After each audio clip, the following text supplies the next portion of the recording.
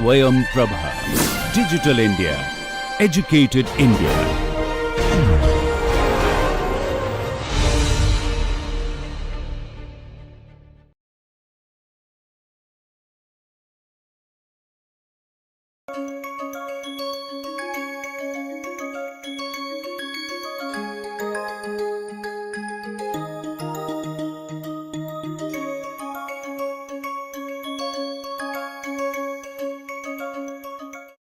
Hello everyone. Welcome to yet another session of our NPTEL on Nonlinear and Adaptive Control. I am Shrikant Sukumar from Systems and Control, IIT Bombay. So we just started our 11th week of lectures on Nonlinear Adaptive Control. By now we have covered a large variety of methods to design and analyze algorithms that will drive autonomous systems robustly, such as the SpaceX satellite that you see in the background. So I hope you have found the exposition of nonlinear adaptive control interesting, and I hope you will continue to be with me until the end of the course. So what we were doing last time is that we started to look at um, a particular method of adaptive control, which allows us to sort of relax the persistency of excitation condition. So, as we sort of discussed a little bit last time, persistency of excitation is a rather strong requirement for identification, which, well, until recently was thought to be sacrosanct.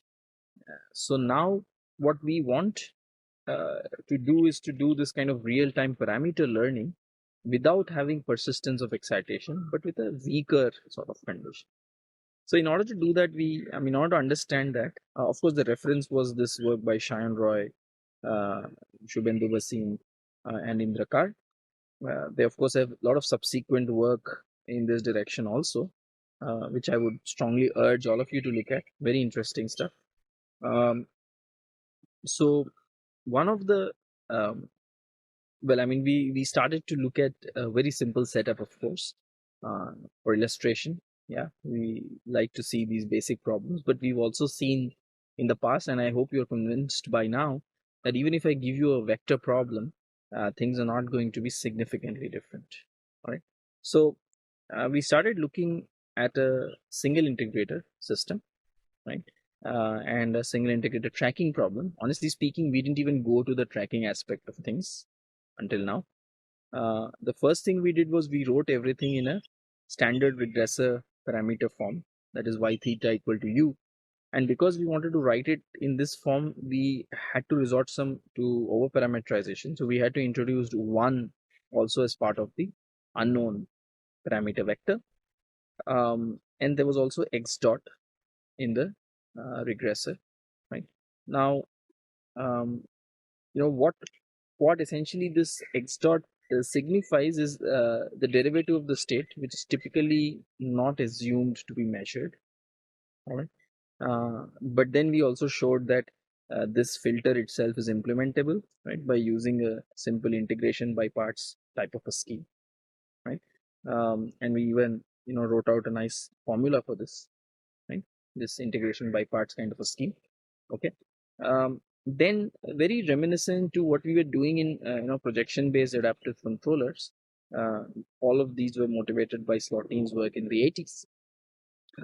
Is that we sort of tried to connect the filtered variables, right? We sort of wanted to write the equation in terms of the filtered variables, and again in very reminiscent of our projection based adaptive control scheme, the filter equation turns out to be very similar to the original equation. Yeah, and this is also looks like a standard regressor parameter form, just that the y and the u have been replaced by the yf and the uf. So Slotin already showed that these do improve performance. We also saw the same, the creation of an attractive invariant set when we did the projection based adaptive control, but it does not allow us to relax the persistence assumption, okay? Which is why these authors, who we are referring to now, proposed addition of a second layer filter. All right. So this is where we sort of start today. All right. So, so the second layer filter, we saw the structure already, pretty standard. It's like a, YIF dot is governed by minus YF transpose YF with zero initial conditions, and UIF dot is governed by YF transpose UF with zero initial conditions again. So one thing to note is that YIF is always going to be positive semi-definite. Okay, I think we have to change. There's a sign issue here. So this is actually a plus. Otherwise, it's not positive semi-definite, but negative semi-definite, right? By construction, this is positive semi-definite, right? Because you start with a zero matrix and then you just keep adding a non-negative definite matrix, yeah, non-negative definite symmetric matrix, yeah, as the derivative, and therefore you of course have positive semi-definite YIF. We do a similar exercise. Now we try to come up with the equation in terms of the YIFs and the UIFs, right? So in terms of the second layer filtered variables, right? And in order to do that, I as usual multiply both sides here by theta, right? And if you look at this YF theta, from our previous analysis is already UF. So I substitute the same here. And again, you notice that YIF theta 0 is 0. Right? And if you see, this equation and this equation are exactly the same with same initial conditions. Just the variables are differently named. So here you have UIF, here you have YIF theta. Right? So therefore, by uniqueness of solutions of ordinary differential equations, the solutions of these two also have to be the same, which means that YIF theta is exactly equal to UIF. All right. So this is again very similar to the previous equation. In fact, as you can imagine, the authors were smart enough to construct this so that such a property does hold. Okay, that's the whole idea anyway. Okay, so the construction is precisely so in order for this kind of an equality to happen. Okay, great.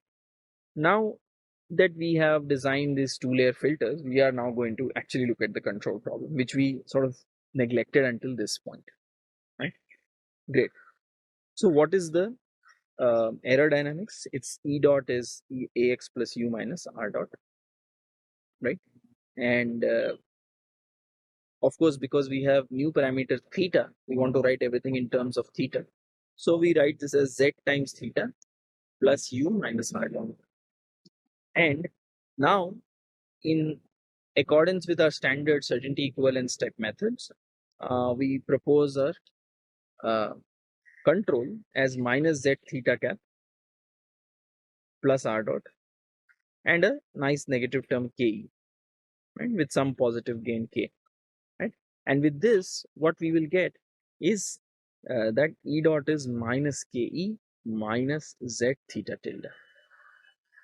All right. So as usual, we get this nice error term. Right?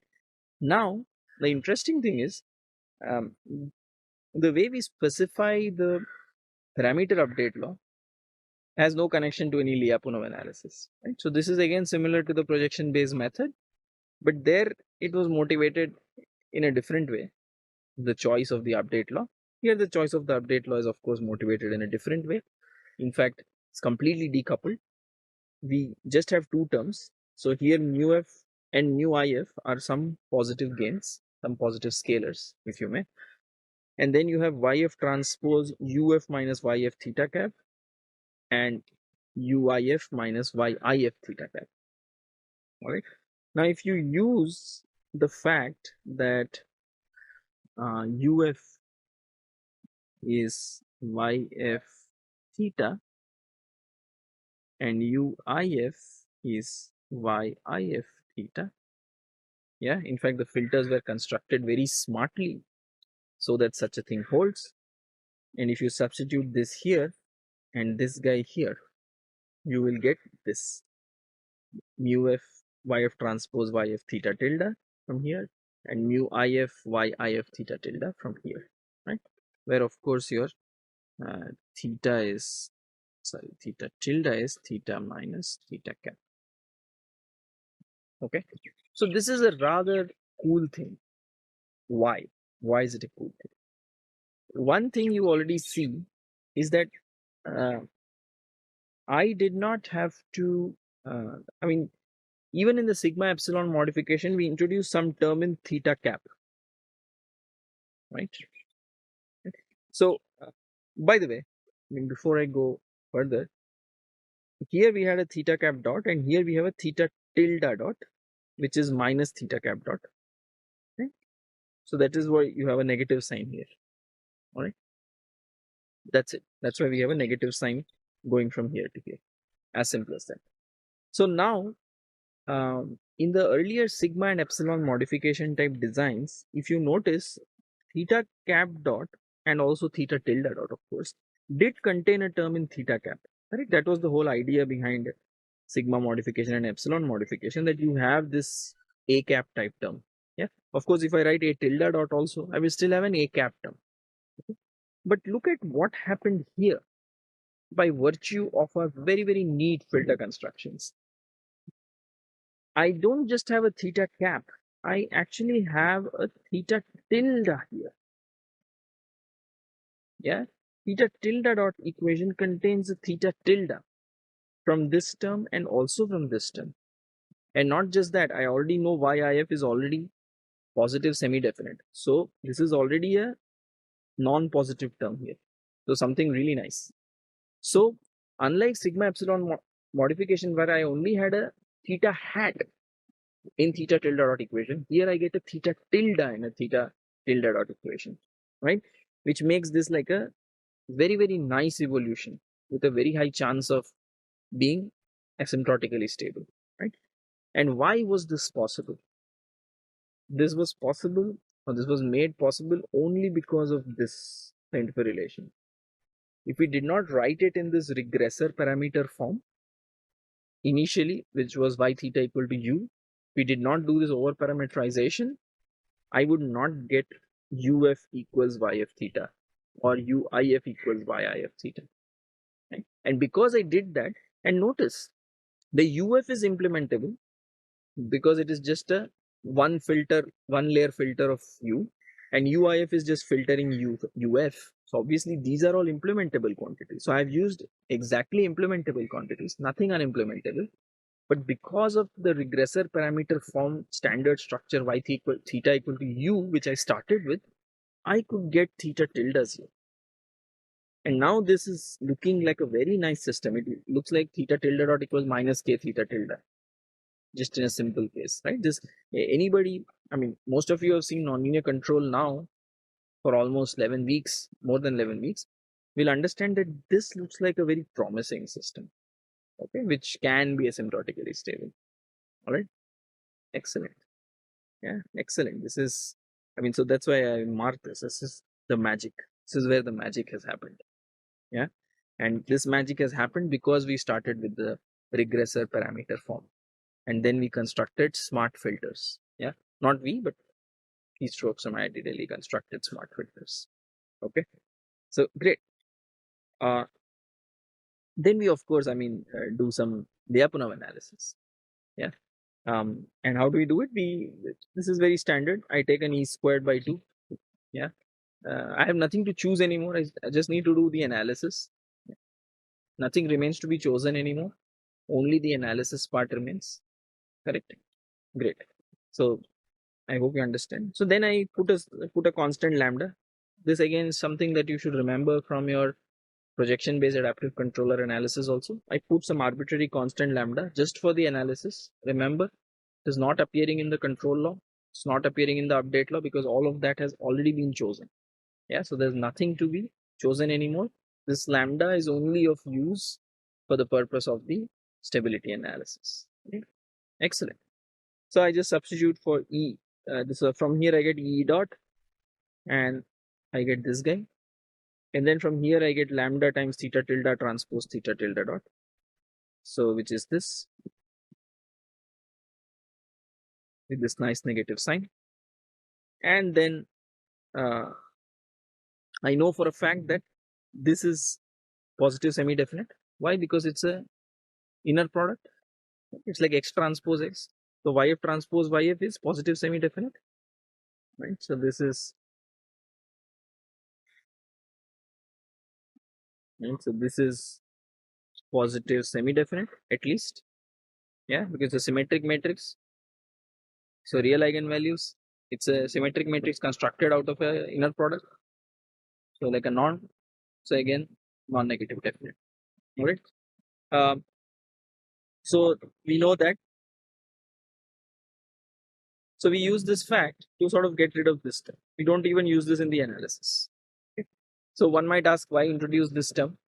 Yeah, if we did not use it in the analysis. So in this next step, you see that I have dropped this term and I only left with this term, kept this term. So these two come in as it is, right? So this term comes in like this term comes in like this. I have replaced this with norm bounds. That's it. But this term I have removed. Why we keep this term in the update law is because it improves the numerical performance. This has been shown and proven. So this definitely improves this term in the update law does improve the numerical performance of the adaptation law, and so it makes sense to keep this. Yeah, all right, excellent. So, um, so now if you look at it, I'm left with these three terms, and now we talk about the initial excitation property. So um, we say that this YF is initially exciting, i.e. with constants T sigma 1 positive, if this inner product YF transpose YF integrated from 0 to T is greater than equal to sigma 1 identity, which is a positive definite matrix. So what does it mean? It means that even if YF transpose YF instantaneously is not guaranteed to be positive definite. In fact, impossible, right? Because if you remember, YF is R1 cross 2. Yeah. So if you multiply, so it's at most rank 1. So YF is at most rank 1. So if I multiply, and again YF transpose is also at most rank 1. So it should be obvious to you that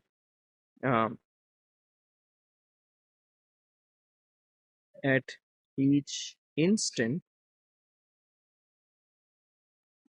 rank is at most 1, right?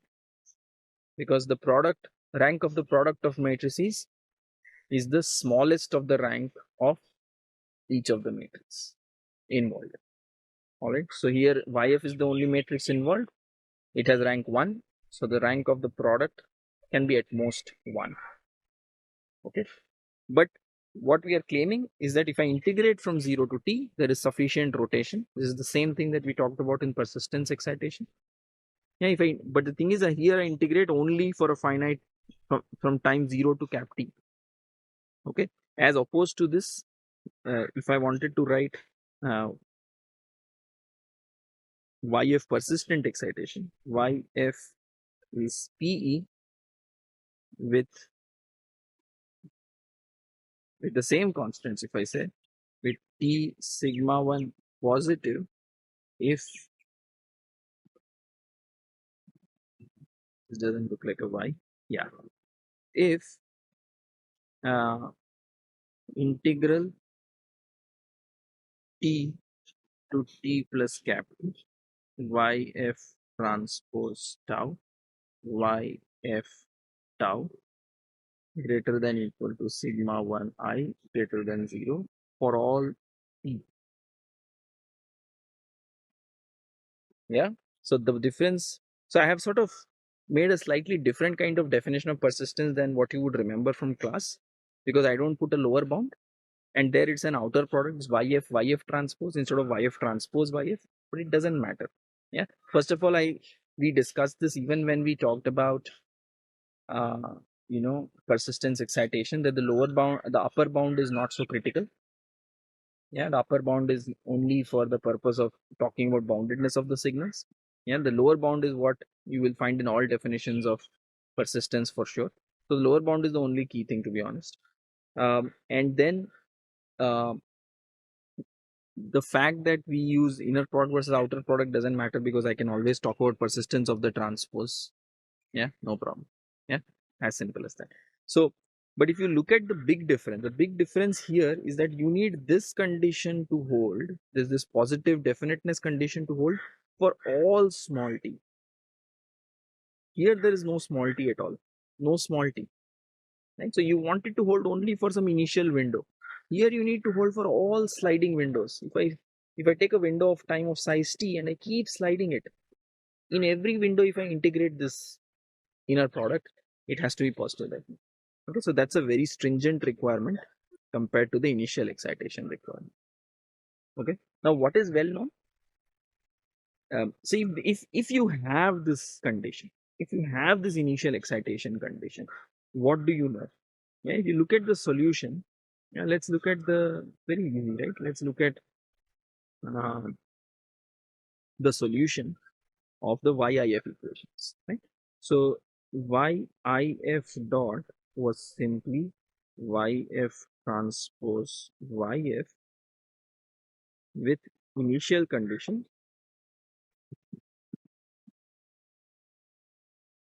at 0 to be equal to 0. So what is YIF of t?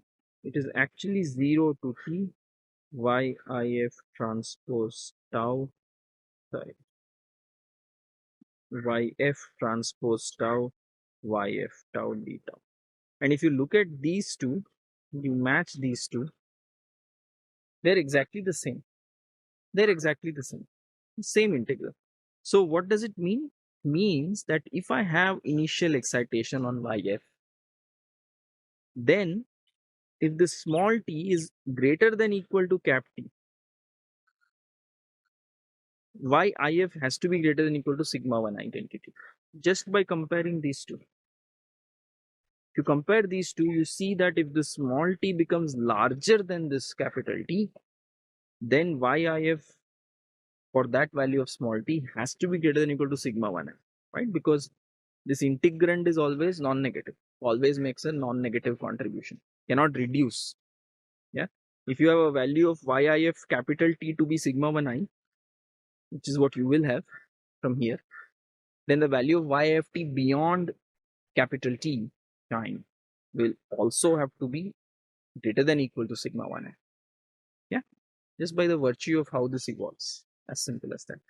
So because of this initial excitation, which is a significantly less stringent requirement than persistent excitation, yeah, it's evident in the names itself. Persistent means always exciting, and initial means only initially exciting. Yeah, so it can be boring later on. Completely fine. All right. So for initially exciting signals, you will have YIF to be greater than equal to sigma 1i when t greater than equal to t. Okay. So in this V dot expression, I can have, I replace this quantity by sigma 1i, right? I replace this quantity by sigma 1i. And of course, then I also, use this fact. I use the sum of squares. So this is less than equal to half e squared plus z squared by 2 theta tilde square. So of course, I use the sum of squares also, and I get this expression beyond time t greater than equal to t. It doesn't matter what happens until time equal to t, less than t, because until it's only a finite time. Therefore, the system would have expanded only a finite amount. It doesn't matter how much, but a finite amount, right? And beyond that, I have this nice kind of a result, right? Now, you would sort of think that this is time varying, and because it contains the state, right? What is z? Z contains the part of the regressor, right? That contains this value. That is not a constant. So now how do we deal with that? That's where the lambda comes in. That's where the lambda comes in. So here, of course, if k1 is greater than half, I'm done. Here, I just need the lambda to be large enough to dominate this, right? Because mu if is, of course, in our hands also. You can also choose mu if to be large. But sigma 1 is not really in our control. It depends on the initial excitation properties of the signal, right? But if you choose lambda large enough, suppose you fixed mu if and fixed sigma 1 is out of control. But if you choose lambda large enough, then you can dominate this guy. And once you dominate this guy, you know that v dot is less than equal to 0. So v dot is non-increasing. So v is non-increasing. V is non-increasing, states are bounded. States are bounded, then this bound continues to hold with some large lambda. And the most important point is this lambda is not required for the implementation. It's just for the analysis. So this domination is given. It's pretty standard, pretty straightforward. Okay. So once we have this, we have nice negative terms in E and theta tilde. Yeah, this is under the initial excitation condition. So this is a big difference from our certainty equivalence control, where you never get a term here like this theta tilde. This term comes about in a very straightforward way when you have initial excitation, because of the fact that this update law contains the theta tilde, right? For the persistence excitation based control, this theta tilde term doesn't show up very easily. Yeah, there you have to prove results using UCO conditions and all that. We already saw that. Yeah, so it's a little bit more complicated. Theta tilde does not show up in the adaptive controller. Here it does, and because it does, the Lyapunov analysis also becomes more straightforward. All right. So this is, of course, nice.